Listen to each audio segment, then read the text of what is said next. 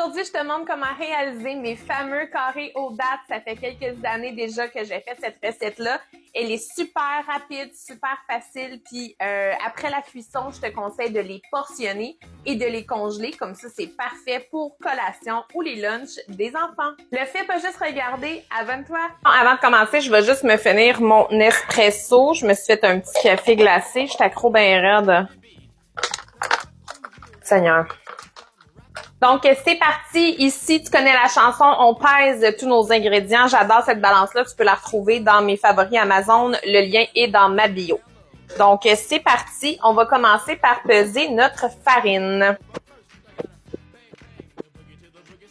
De ça, on remet la balance à 0. Puis, dans le même bol, on va ajouter notre cassonade. Encore une fois, on remet notre balance à 0 et on ajoute dans le même bol nos flocons d'avoine.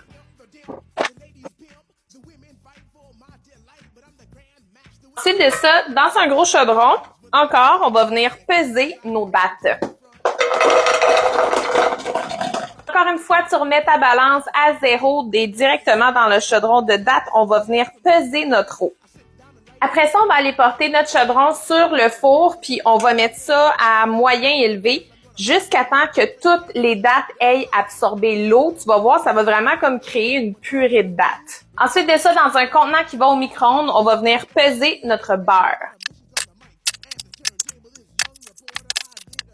Ensuite de ça, on va le faire fondre au micro-ondes. Moi, je vais commencer par le mettre un 3 minutes parce que mon beurre était gelé. Vous voyez, les amis, à quoi ça ressemble? C'est vraiment une belle purée de dattes.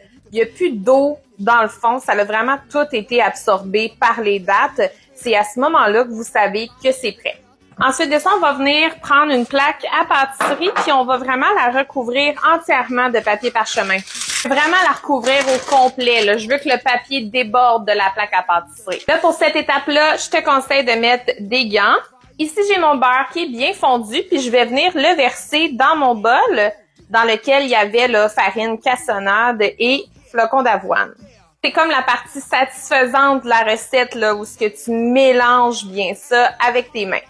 Tout est bien incorporé, ça va te donner une pâte dans ce genre-là. C'est vraiment comme un crumble. Là, grossièrement, c'est pas obligé d'être parfait, mais moi, je me fais comme une croix, puis je sépare ma pâte en 4, puis je vais mettre les 3/4 dans ma plaque à pâtisserie.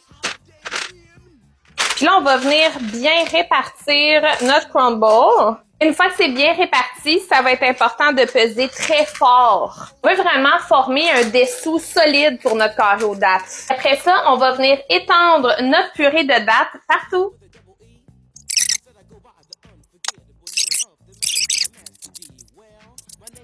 De ça, je viens chercher mon dernier quart de crumble et je vais émietter ça partout sur le dessus.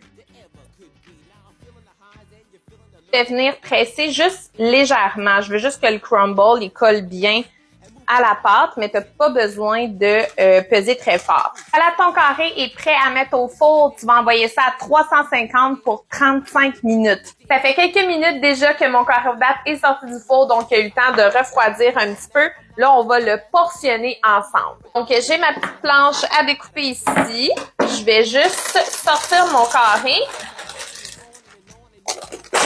de la plaque à pâtisserie. Donc, le papier parchemin, il sert un petit peu à ça aussi. C'est super facile de déplacer ton carré aux dattes après. Puis regarde ça, ma plaque à pâtisserie est quasiment propre.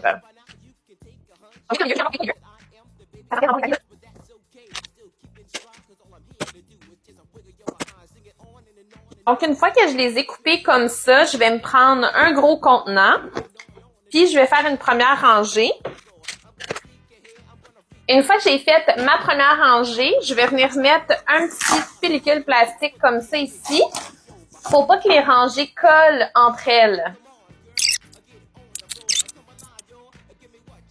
Une fois que j'ai terminé de remplir mon bac, je prends ici du ruban pour la peinture. J'adore ce ruban-là en fait parce qu'il laisse pas de résidus collants sur mes plats. Puis je vais venir écrire le contenu et la date d'aujourd'hui. Après ça, j'envoie mon bac au congélateur. Puis la veille, admettons que je sais que je vais en manger le lendemain ou que je vais en mettre dans le lunch des enfants, ben je fais juste sortir le carré aux dattes que j'ai besoin, puis je le laisse décongeler toute la nuit sur le comptoir. Si t'es pressé, tu peux même le prendre directement du congélateur puis le mettre au micro-ondes. Voilà, te réaliser de délicieux carrés aux dattes super rapidement.